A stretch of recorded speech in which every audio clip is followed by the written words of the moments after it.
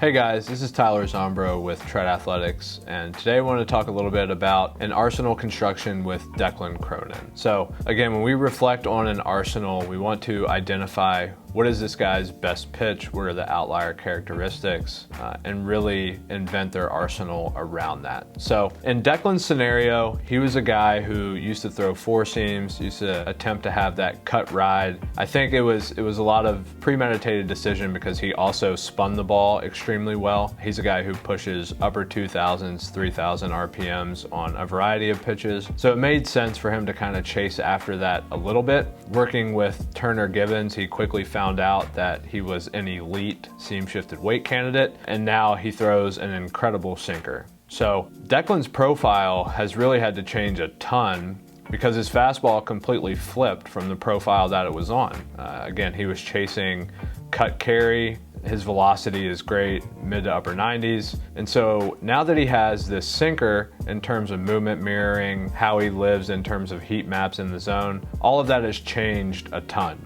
So his sinker, not only is it outlier because of the movement, he's getting down sub 5 vertical routinely, but also vertical approach angle.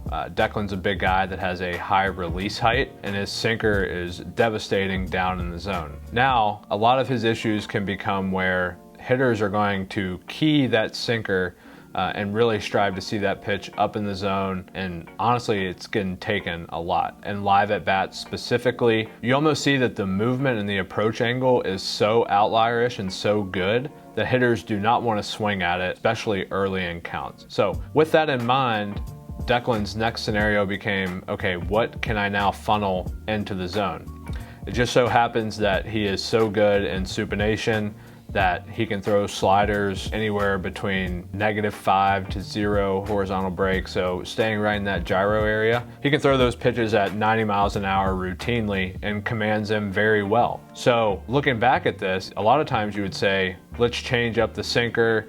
Maybe it shouldn't have as much depth. Let's keep it in the zone a little bit more. But we don't want to take that away from him because we know it's really advantageous, but a lot of times this pitch might not be getting swung at because hitters know they're going to have a poor result against. So Declan has now created the ability to throw that really hard gyro slider whenever he wants for a strike. And he also has the ability to sweep it. So he has the ability to alter a little bit of the efficiency of that spin and take a sweeper out at 85 miles an hour to -10, -15, etc. So now he's designed his arsenal where he used to throw the cut ride fastball, a curveball, and a slider to now being more east-west with kind of bridging that command gap with a gyro slider. So when you're looking at a guy who might have that outlier sink, the outlier approach angle, knowing what hitters are going to try to do off of that is going to be important for developing what pitch comes next.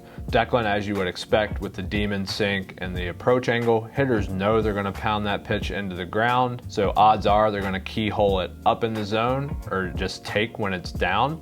So what can we give him to kind of bridge that gap, allow him to be in the zone? He throws that gyro slider really hard. This also is going to involve altering usage a little bit. And it makes sense with the sinker, right? We know WOBA is generally the corresponding number there. We know that if balls are going to be hit, they're going to be put in play weakly. So utilizing the slider will actually probably allow him to get to more two-strike counts because now balls are not going in play early with weak contact being ground balls. But this is a scenario where Turner Givens made a great change with Declan going from that four-seam cut carry that really just graded out as pretty average to now this very, very elite demon sinker that he possesses based upon movement, velocity, and vertical approach angle. So I've had to redesign his arsenal a little bit. Obviously, this is a guy who's going to be very, very successful with it, can manipulate the ball great with how good he is in supination with corresponding velocity.